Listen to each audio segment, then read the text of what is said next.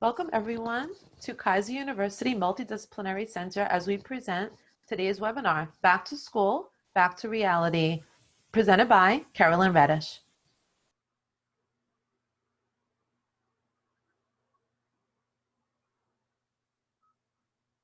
Back to life, back to reality, back to life, back to reality, back to life, back to reality, back to the here and now. All right, guys. My name is Carolyn Reddish, and I am a school liaison. And here we are again. School is back in session, which is already normally an exciting and chaotic time for schools, for parents, for communities. And here we are entering a time, and have in fact already entered, as you all who are here are maybe in your fourth, maybe your third, maybe your second, or even coming up to the end of your first week back to school. So we've got a new reality here, don't we, with some pretty big changes.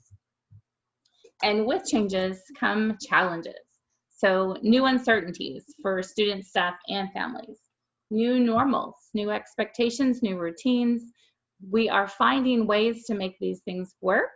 Not that they have been easy, but through teamwork, through dedication, and through follow through and the adaptability to make those changes when needed, we're also finding new ways to celebrate.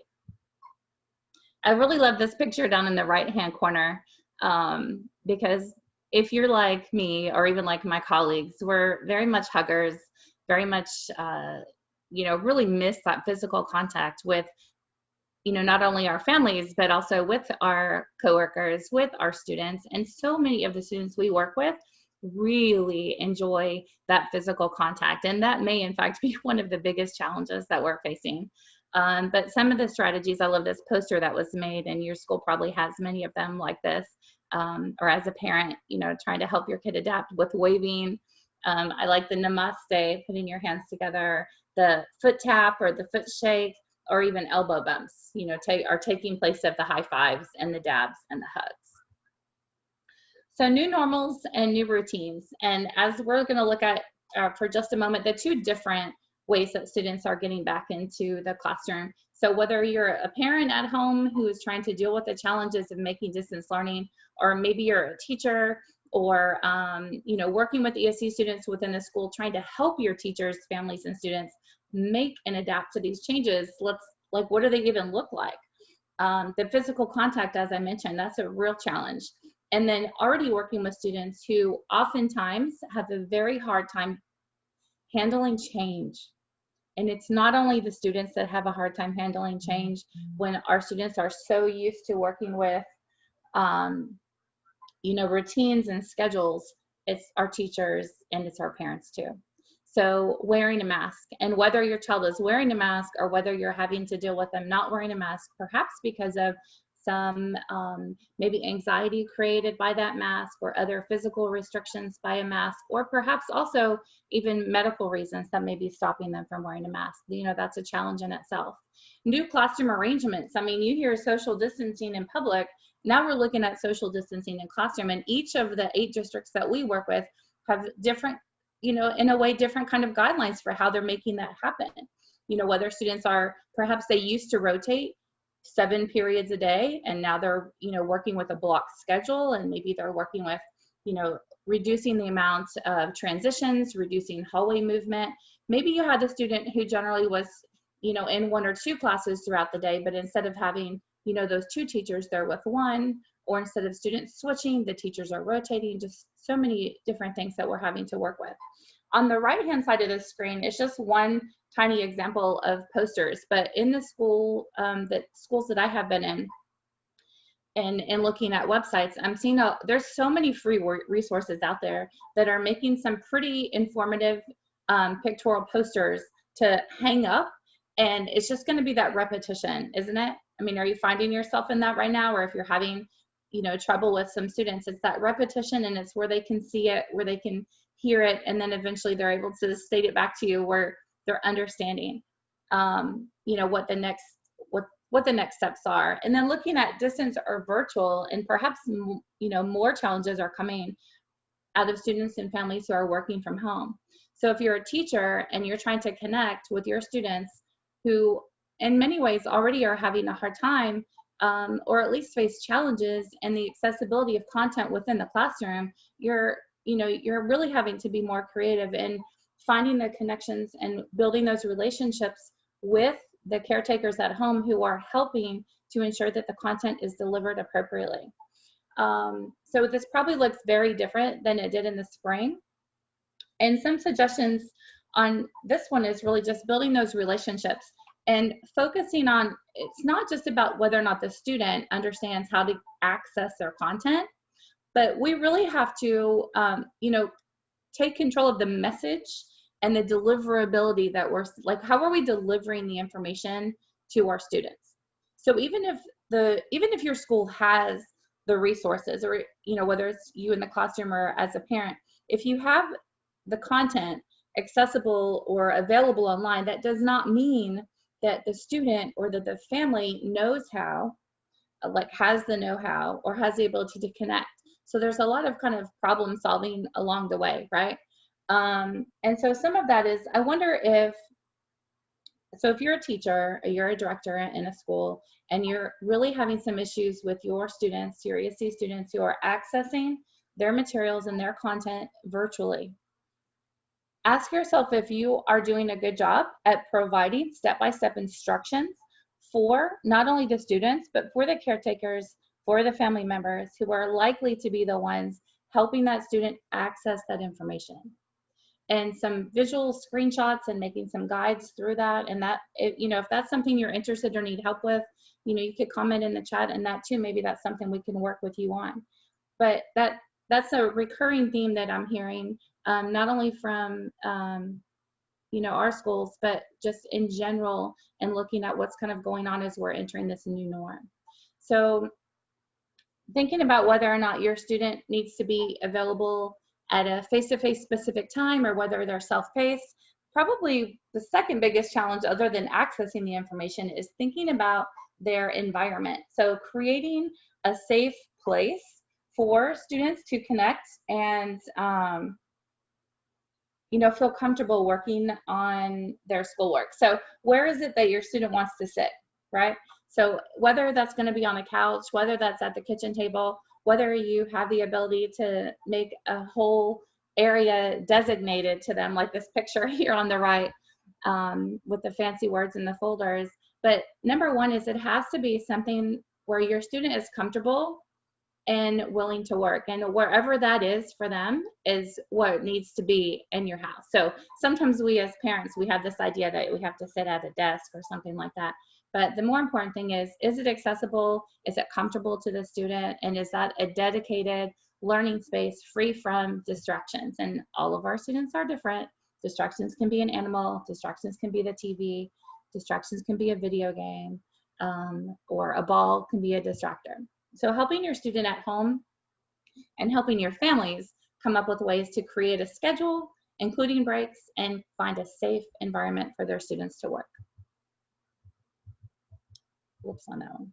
All right, so one of the strategies that we looked at over the summer in helping our students prepare for this upcoming year was thinking about what was going to be different from their previous year to their future year when we were looking at going from 8th grade into high school or high school into post-secondary. And now things total shift here, right? So something we could do with our students, whether this is in class or at home, is help them to identify the differences. And then this opens up a great conversation starter for the whys. And it's giving them something to, feel somewhat power over, and an activity they can do independently, for example. So what was different last year? And I'm also wondering is, as we go along, obviously there are differences in the direction of the hallway, or where they may be eating lunch, or that they have to wear masks or they can't touch, but how many things are the same? Because I'm wondering if you really sat with your students, or you sat with your student at home and made this chart, if we could help point out to them or help them see that even with as many differences we have, so many things are just the same. And I'd even go so far as to say, I wonder if some things aren't better in some of the connections that we've been making with our, with our families and teachers. So a back to school scavenger hunt, I'm just going to go through this quickly too. This is something we had mentioned before. And right now, especially if we're looking at the beginning of the school year, right? So you're in, whether it's 1, 2, 3, week 4, but the students have a little bit of an idea, and helping them to identify some of this information, especially when we consider that some of the ways they would have been exposed to these things wasn't able to happen. Most of our schools did not offer those back to school orientation days where you really got to kind of get, you know, the face of the student, of the students, of the student body, of the principal, of the location of different things. So whether they're working in an online environment or whether they're in your classroom, helping them to pick out, you know, what sports are available at your school, which that's changing too. School colors, who the principal is, how many students are here, just helping them to understand more about their school to feel more comfortable. And I love this one. So social emotional learning is huge, and most schools and many parents really seem to be recognizing the significant impacts and potential trauma that may have been caused over the last 5.5 months not being around our peers. I can tell you as a grown-up, I feel it. You know, when you're not around others in the ways that we traditionally have been, there, you know, we're going through this situation that is different for everyone. I mean, we may all be, you know, in some ways facing the same environment, but our realities are not the same. Our understandings are not the same. Our beliefs are not the same. And so many social emotional needs of our students and the connectability and the, you know, feeling as though you're not alone and being able to express emotions, that's something that's been missing. And I'm hearing from teachers, I'm seeing on school district websites that the social emotional aspect of unity, of coming together, of sharing their experiences, not only in relation to COVID, but everything else that's been happening in the world over the 5.5 months, or within their homes, has really been a point for people to come together. And one way that this can happen and that you can help happen, so whether you're a parent, a teacher, or involved, you know, in working with staff at schools, is to really help build that idea of spirit. And so spirit in the past was, okay, yeah, I'm part of a team. Woohoo, this is my school. I got my, you know, shirt and things like that. But we're having to be a little bit more creative. You know, I see sports kind of slowly coming in, but they're not the same. You're not sitting in huge crowds. You're not surrounded by that positive energy of people on top of you throwing things around. You know, going to a sporting event may be virtual for you, or it may be separated by groups. So how can we make that happen? And building and sending that message, whether it's within your classroom, whether it's in your home, or whether it's within your school, is that we are all in this together and that we are all here for each other. And what is it that binds us? How about if you're a stingray? We're all stingrays, okay? Stingrays are here together. We're going to fight together. We're going to build together. We're going to get through this together. And I'm seeing a lot of that happen. And if you're, you know, are looking for some ideas to help that happen within your school or classroom, if you want to comment, maybe that's an area we can help you with. All right, so routines are huge, and especially with working with a student population who, you know, often struggles with change, as I mentioned before, and as I know you know. But we have to help our students set schedules and routines to help them be effective and manage the changes. And so part of that is breaking down those before and after school routines, but instead of just, you know, setting it, I'm going to get up at 6 o'clock and I'm going to have breakfast, why not help them understand how to break things into categories? So as grown-ups, we do that. We know that there are things that we have to do, right? We know that there are things that we want to do, and then we know that there are the things that interrupt our schedules, like appointments, doctor's appointments, you know, there's a meeting or something that we have to go to that takes us outside of our norm. So helping our students understand what their wants are, and also to know what they need. You know your student, whether you're a teacher in the classroom, you know if you need to have a few minutes at the beginning where you allow your students to put their things away, or maybe your class needs to have share out time. Maybe they need time to decompress and to talk about what's going on. Or maybe your students work better when they know that at 8:05, they're going to get their notebook, and at 8:20, they're going to go and, you know, you're going to have a story, or 8:15 is math time, whatever your schedule may be. But helping them put those ideas into categories and then help them break them down into some sort of time management plan. And this is just one potential one. There's a link here, and I believe it was probably shared in the chat, excuse me, or it will be. And this is kind of a way, really, to me, I look at this a little bit more as an adult helping a student kind of manage these things, but it is broken down morning, afternoon, and nighttime. It's especially helpful if you're working with families or students who are working from home. But this has our goals. So personal care, whether you're looking at academic or school time, so their recreation, hobby, living skills and exercise and healthy living skills, those are so important. And job readiness or career exploration, and then those independent living skills. So these are all things that, could be found on their IEP, and great things to share with your your case manager, the person handling your students' needs at school too. Or from a teacher perspective, introducing this to a parent, potentially add a meeting to help them, work towards their child's goals. And speaking of routines, I want to talk about apps for just a second. So not only can you make a list, maybe as the parent or as the teacher of what your child or student needs to do, but there are apps that can help you to be in control and to be on time. But even more importantly, there are apps that can help our students. And these apps are available no matter your child's cognitive ability. So there are so many cool apps out there. So if you have a student who works really well with guided routines, and I would bet that's most of your students, these apps can help them work towards their independent living goals. It's going to help them build their independence because they're going to have some freedom to make their own choices, right? Because they're going to get to set up how the apps work, and that may be with you setting it up along with them, or that may be them working for themselves.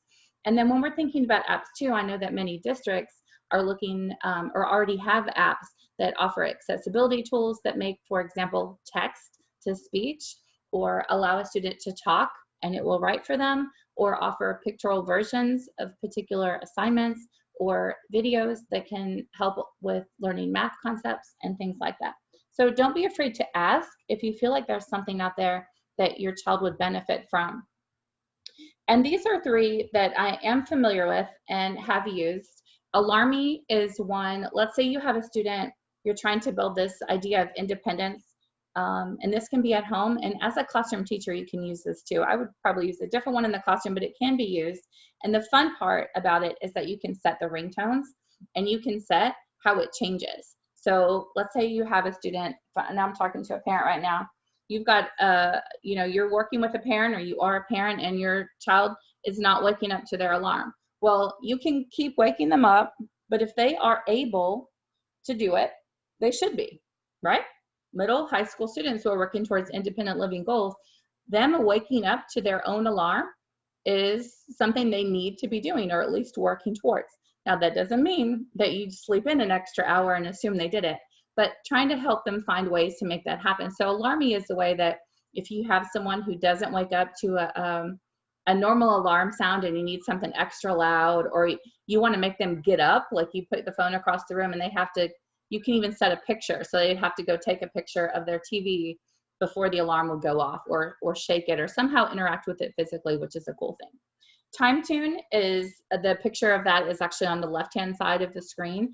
And that's a way, so we were looking at setting those morning routines or those afternoon routines, and you actually plug in, so you can sit with your child or your student and set up, what do we think they need time for? So distance learning, this is fantastic because you can really kind of set in, we're going to work on English in the morning, we're going to work on this. Now, if your school has set times that your child is meant to be interacting with their class or with their teacher, then you set these alarms to meet those times. And it's just a visual and an audio prompter. You can add pictures to help you and help your student to move through to the next activity.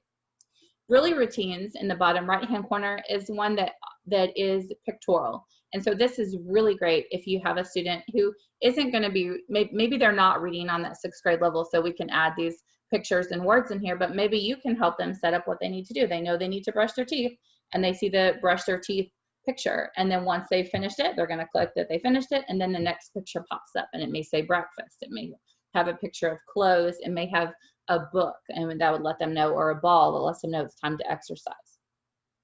And then there are even more apps here. The very first one, I will say, the Focus Keeper app that I found, the icon has changed, and it is a work and study timer, but it's also, they've added this to-do feature, and I have this on my phone, and working, you know, with home base, I have to keep myself focused. I have to set timers and alarms, not only for myself, but when my children were home for the last 5.5 months, I had to help train them that I'm not accessible 100% of the time, that I have chunks of time to work with. What a valuable skill to teach our students. So classroom teachers teaching our students to manage their time. This is going to be a huge thing that we're learning, you know, over this new time. There's so much more time to take into account, I think, and especially with the focus on at-home and distance studies. Immediately underneath that is Quizlet, and Quizlet is a great learning tool that teachers, you can set up, and this can be done with pictures, it can be done with words, you can use stories with it, you can use math, foreign language, vocabulary. I've used this for, I mean, many years in my own classroom. I use it myself. I can put, when I was working on my French, I, you know, can make flashcards and did make flashcards with, you know, phrases and words on that. I know that my children use it. So parent, teacher, these students can make them for themselves. So this is just reinforcing study habits. There's some memorization aspects here if you're a student that's working on those, you know, basic math skills and things like that, or words even. And then my homework student planner is a way to set up kind of a to-do, like this is what I'm working on, this is when I need to do it. And then apps on the right side, text to speech. So anything, if we have a child who's struggling with reading, and we have to know that the parents and caretakers at home, if we're looking at home, they're most likely not available to sit next to their child 100% of the day.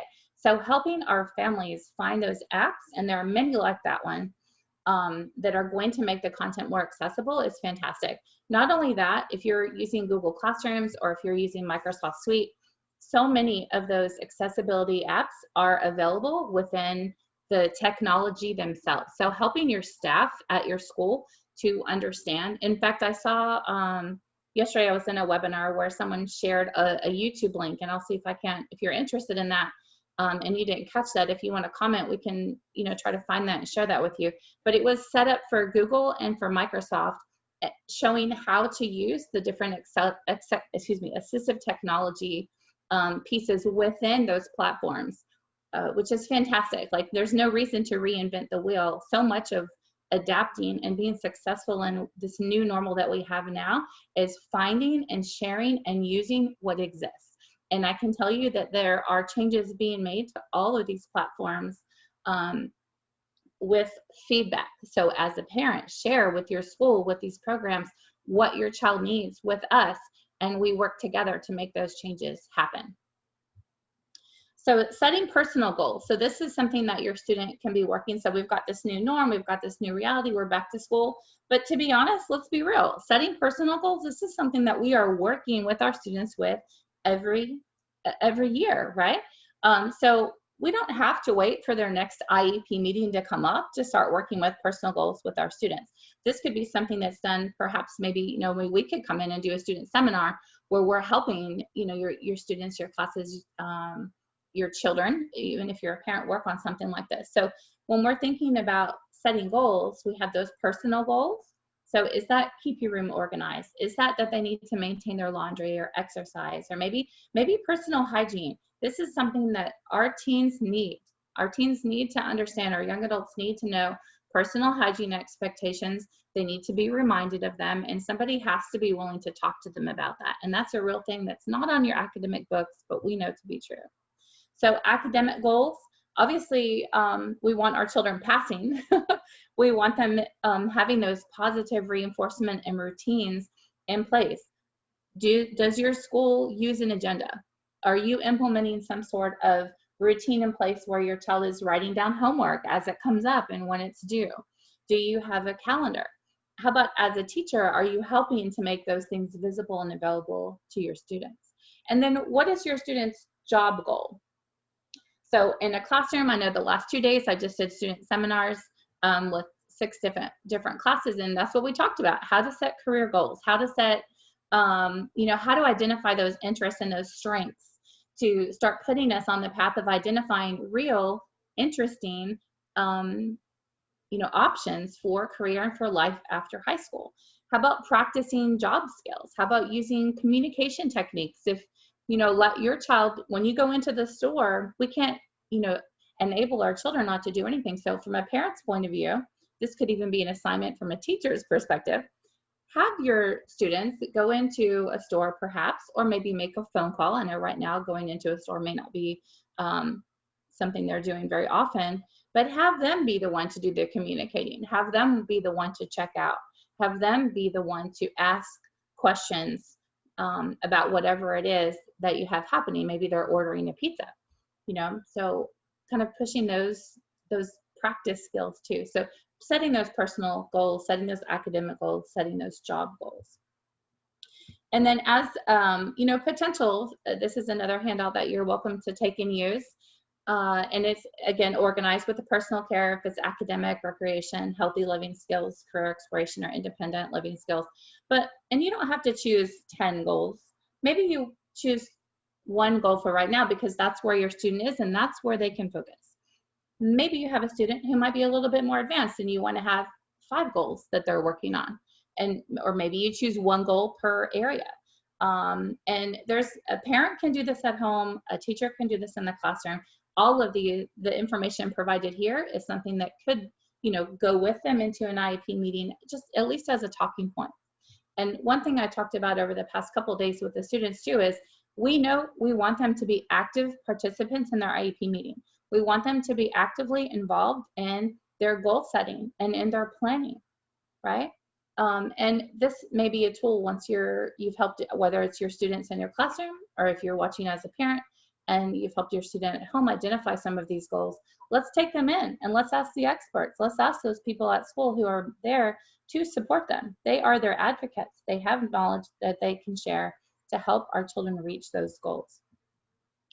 Finding success in school, and these are tools, I know even within the age districts that we work on, some of these things are different from district to district, but for the most part, these things are available in some form or fashion. So these are tools that if you're in a classroom, making sure, as a teacher that you know what's out there as a tool for our students, because their parents may be asking, their caretakers may be asking, and if they're not, but we notice that we have students who are struggling in particular areas, obviously we want to share with them what to do.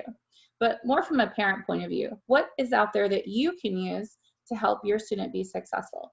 And so many schools offer these things called academic support centers or something like that, where they may be, there may be an area during the school day where they are able to get supports if needed, or maybe you have teachers within classrooms who are able to do some one-on-one help if that's what your student needs.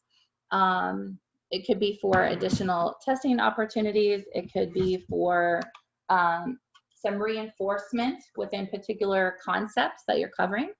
After school tutoring, some districts are offering after school tutoring right now. Some districts are school is out, we're sending you home right away. That's part of our new norm and figuring out what's going on. But understanding what's out there and, making sure that our families and your students are, know what those things are. Online resources. So if we're looking at distance learning, so many of these things are available online. I know I have 2 daughters, as I said, who are doing an online class right now, and they're offering, their teacher has kind of made a calendar and has different subjects kind of highlighted within the calendar at set times. And then it's up to them to kind of see what fits into their schedule. And then they would log in through the platform that the teacher requests, which is fairly flexible. She has a few options out there for them. They log in and then they're able to interact and ask questions. As a teacher, as someone in charge of teachers or community involvement, I would really consider having online office hours. And this is something that I've heard to be very successful in many schools across the country, where you have people who are working from home, whether the parents are home with our children, whether our children are home with other caretakers, but having some sort of set times available, and they don't have to be the same times every day, but where students or parents or even other teachers can contact you. Like it's stated, these are my office hours. This is how you can log in and connect to me, whether that's through Zoom, Microsoft Teams, Google Meets, so many options out there depending on your district. But saying to our parents and saying to our colleagues in schools, I'm here, let's figure this out. If you're struggling, I want to help you.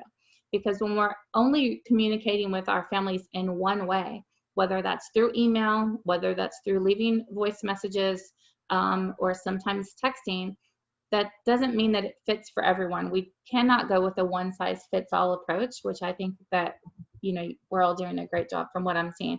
But definitely the online office hours is a tool I would say that I have really heard some success on. And then other tools that can help our kids be successful could be a friend or family member. So if you yourself have kids and your oldest probably was able to help a younger member do something. My kids are all over the place in math, and I have one who for sure is assigned to help. There's kind of a hierarchy, excuse me. This one, if they have questions in this is who they ask about this subject. This is who they ask about this subject. And the same thing could be mom, dad, grandpa, uncle, neighbor, that we lean to for support. And then this big tool right here is the grade management system, which I have a whole slide for in just a second. So thinking about academic support centers and after school tutoring, so these are varied through, by each school, but these are certified teachers already on campus, assigned to computer labs or assigned to a classroom. And if they're not open now, this could be something that, each school is different on this one, so I can't tell you for sure that your school offers it, but once we get back into some sense of our old normal, I know for sure these things will happen. But, using after school tutoring or using virtual tutoring, if that's what they're offering now, we have to teach our children and our students that it is okay to ask. It is okay not to know all of the answers, that there are people out there who want to and are able to help us, but we don't always know what other people need if they aren't sharing that. Okay, so teaching them that it's okay to not know all the answers and it's okay to ask for help. So ask to see, does your school offer some sort of, tutoring schedule? And the best part about that is whether you're at home or whether you're in the brick and mortar classroom right now, you are likely to not know how to do all of the assignments that your children or students are given. So that's from a parent point of view. From a teacher point of view, your parents who may be helping your students at home are likely to not know all of the assignments or content that you are assigning to them. So helping them to understand the connections, whether that's with you or whether you're providing some other outlets or other areas to share with your families. The grade management program, and I'm going to talk about two things here. Number one is, as a teacher, it's super important, and if you're working higher than teachers, it's super important that we're helping everyone understand that these programs are only helpful to our families if the information is entered, and if it's entered accurately and updated regularly. So when we're looking at, to tell our parents, well, use whether it's a grade speed program or whether it's a focus program or, there are a plethora of them out there. But if we're telling our parents and we're telling our students to monitor their missing assignments or to monitor their attendance or to monitor their grades within a program, it only works if those grades are updated. And in some of our classroom, grading is maybe, not taken in a traditional way. Our parents need to understand how our children are being assessed within the classroom. So as a teacher, and especially right now when maybe we don't have as much face-to-face contact with those parents, maybe being a little bit creative and helping to disseminate and get that information out there. So whether that's with a short video that's made on how to stay connected within your grade management program and all of the features that are, how can they email or chat a teacher? How can they check someone's attendance? Or if your school uses this program to actually share assignments with students, and how how can the caretakers, how can the parents, how can the students access that information within the program? Because it's maybe easy for us, we work with these programs often, we know where to find them, but it's not always so easy from a student or parent point of view. So that's something to consider. So current grades, missing grades, assignment information, teacher information. So just so much is available through these programs if they're used. And many school districts are also offering apps, okay? All right, so thinking about identifying those tools and resources that are available at your school. So as a teacher, sharing the tools and resources that are available at your school, because it's one thing to know it exists, and it's another thing to share, to make sure that every student in your classroom knows that these things exist. And when we tell our students, they're in high school, I get it. We're telling them, there's tutoring after school, or you can email me at this time, or that we're offering, I have a help session on, Microsoft Teams or on Zoom or on Google Meets. And it's another to make sure that their families understand what's happening, but also holding our kids accountable. And if we're asking them to do something, we, reaching out and connecting with them and figuring out what is the problem if they're not getting on. It could be something that's easy to fix. Maybe their computer's not connecting at home and they need a little bit of help connecting with their Wi-Fi at home. That could be something simple. Maybe they don't have Wi-Fi and we need to help connect them. There are agencies out there that will help, connect them to service providers. So seeking tutoring through specific teachers, and most of these things I just said, looking at and taking advantage of those grade management systems, and then planning ahead with a routine. And probably the most important in all of this, especially in this unique time, is patience, compassion, understanding, acceptance, encouragement, expectations, because we have to have expectations, right? We can't let everything fall by the wayside because it's a hard time. It's making sure that we're finding new ways to meet those expectations, but having them. And then love and support, helping our children find their voice, helping them find comfort, and helping them feel successful in this new time.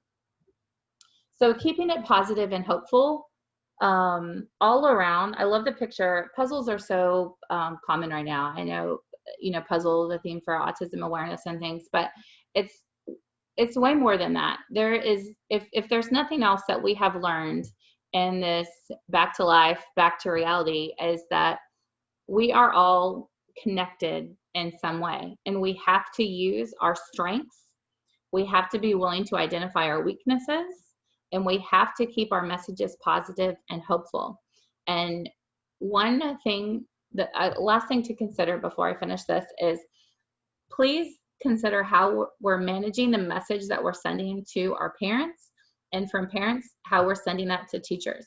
So if our students, we know that they're already are likely to struggle with accessing information, we have to really think about how we're sending information to them. So if your school uses a program that makes logins very easy and makes information very easy to find, then kudos to you. If you're a teacher in a classroom and you are keeping, whether it's using your grade management system, or if you're using a program maybe like a Blackboard or a Canvas or a Google Classroom or a OneNote notebook, where you're keeping your assignments and everything they have to do is listed, and if there's a link they have to go to, it's provided right there, then good for you. Because what I see with some of my children and what I do hear from some parents is that when we're expecting our parents and our students who are especially working virtually to kind of be running all around, then we're creating more problems than are necessary. So if you're looking for some ideas on how to help streamline that process, then that's an area that we can help with as well. So keeping the message positive and hopeful. So remembering that what we see depends mainly on what we're looking for, right? Because our children, our teens, our coworkers, okay, our staff in our schools, we are feeding off of each other. So many of our schools, many of our students, they look to us. They look to you as the classroom teacher. They're looking to us as case managers. They're looking to us as principals, as parents, and they want to know, how are we dealing with what's going on? And if we are panicking, if we are frustrated, if we are angry, if we are sad, if we're excited, if we're like, you know what, this is hard, but we're going to figure it out.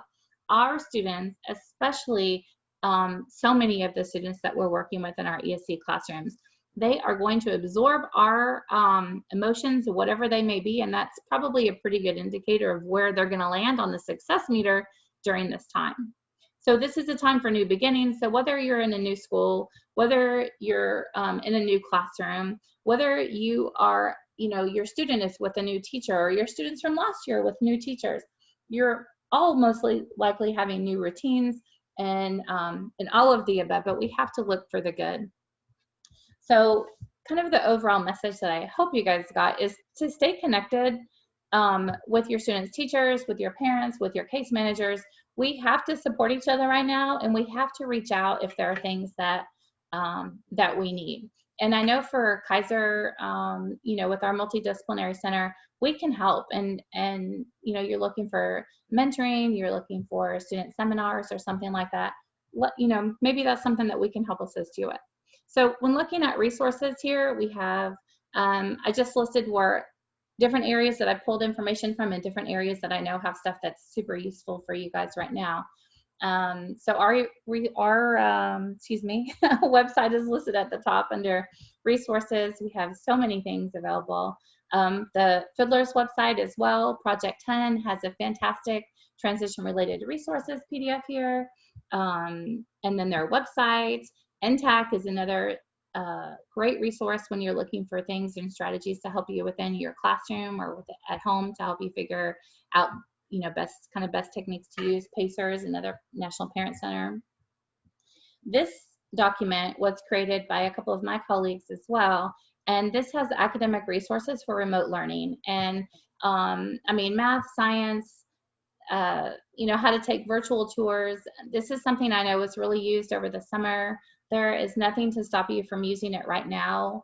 I remember being in the classroom. I remember, trying to find resources for my students and for even my own children. The link is here, and I believe it's also been posted in the chat for you.